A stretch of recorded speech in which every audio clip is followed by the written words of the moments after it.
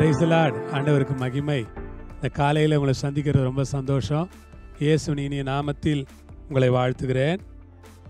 அப்போஸ்தலனாகிய பவுல் கொரிந்தியருக்கு எழுதின 2வது நிருபம் 7ஆம் அதிகாரம் 4வது வசனம்.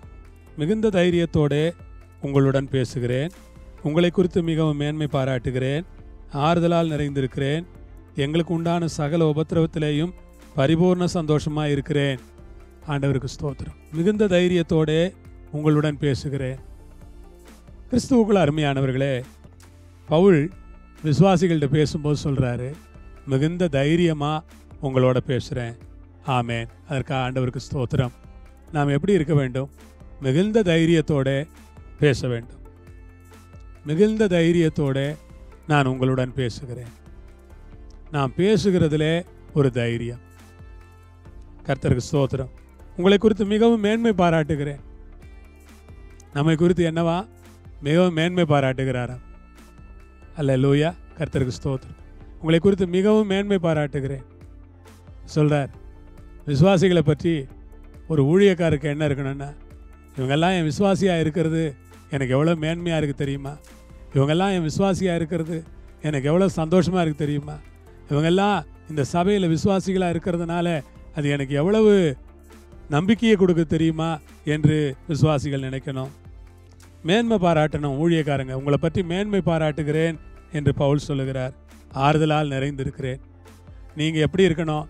பாஸ்டருக்கு ஆறுதல் கொடுக்குறவங்களா இருக்கணும். பாஸ்டருக்கு எப்போவுமே நீங்கள் ஒரு ஆறுதலாக இருக்கணும். பாஸ்டருக்கு நீங்கள் எப்பவும் தொந்தரவு கொடுக்க மாட்டீங்கன்னு நான் நம்புகிறேன். பாஸ்டரை எப்பவும் நீங்கள் தேவையில்லாத தொந்தரவுகள் நீங்கள் எனக்கு கொடுக்கறது இல்லை. உங்களை போன்ற மக்களுக்காக நான் தேவனை ஸ்தோத்திரிக்கிறேன். உங்கள் நிமித்தம் எனக்கு நிறைய ஆறுதல் இருக்கிறது. விசுவாசிகள் நினைத்து நான் ஆறுதல் அடைகிறேன். நல்ல மக்களை தேவன் விசுவாசிகளாய் தந்தபடியால் எப்பொழுதும் நான் ஆண்டவரை ஸ்தோத்திரிப்பேன். மக்களுக்காய் நன்றி. நீர் கொடுத்த மக்கள், இவர்களை உம்முடைய நாமத்திலே நான் ஆசீர்வதிக்கிறேன். இவர்கள் மூலமாக எனக்கு ஒரு ஆறுதல் உண்டாயிருக்கிறது. அதற்காக ஸ்தோத்திரம். எங்களுக்கு உண்டான சகல உபத்திரவத்திலேயும் பரிபூர்ண சந்தோஷமாக இருக்கிறேன். எங்களுக்கு உண்டான சகல உபத்திரவத்திலேயும் பரிபூர்ண சந்தோஷமாக இருக்கிறேன். பிரியமானவர்களே, எங்களுக்கு உண்டான சகல உபத்திரவம், நிறைய உபத்திரம் வருது. இந்த உபத்திரவத்திலெல்லாம் நாங்கள் எப்படி இருக்கிறோன்னா பரிபூர்ண சந்தோஷம், ஒரு தைரியம் இருக்குது. எங்களுக்கு மேன்மை பாராட்டுகிறதற்கு நல்ல மக்கள் இருக்கிறாங்க. ஆறுதல் கொடுக்கிற நல்ல ஜனக்கூட்டம் சபையில் இருக்கிறார்கள். எங்களுக்கு உண்டான எல்லா உபத்திரவத்திலேயும் அதனால் நாங்கள் சந்தோஷமாக இருக்கிறோம். உபத்திரவத்தை பார்த்து நாங்கள் பயப்படுறதில்ல. உபத்திரவத்தை கண்டு நாங்கள் அஞ்சறதில்ல. உபத்திரவத்தை கண்டு நாங்கள் சோர்ந்து போகிறதில்ல. உபத்திரவத்தை பார்த்து நாங்கள் உறைஞ்சி போகிறதில்ல. உபத்திரவம் எங்களுக்கு ஒன்றும் பெருசாக தெரியறதில்ல. ஆண்டவருக்கு ஸ்தோத்திரம். உபத்திரவத்திலையும் நாங்கள் சந்தோஷமாக தான் இருக்கிறோம். ஏன்னா ஒரு நல்ல ஊழியத்தை, நல்ல சபையை, நல்ல மக்களை தேவன் தந்தாரே, அந்த தேவனுக்கு நான் எப்போதும் நன்றி உள்ளவனாகத்தான் இருக்கிறேன்.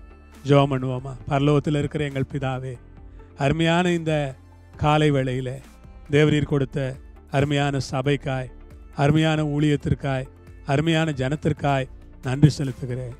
உன்னதங்களில் இருக்கிற எங்கள் பிதாவே, உம்முடைய சபையும் உம்முடைய ஜனங்களையும் தேவரீர் பாதுகாத்து பத்திரமாய் காப்பாற்றும்படி உம்முடைய கரங்களில் கொடுத்து நான் ஜெபிக்கிறேன். உம்முடைய சித்தம் நிறைவேறுவதாக ஆசீர்வதிப்பீராக. தடைகள் எல்லாம் எடுத்து போடும். கனமகிமையெல்லாம் ஒருவருக்கு. இயேசுவின் நாமத்தில் பிதாவே, ஆமென். அல்லேலூயா. கர்த்தர் உங்களை ஆசீர்வதிப்பார், உங்களோடு இருப்பார். ஆமென்.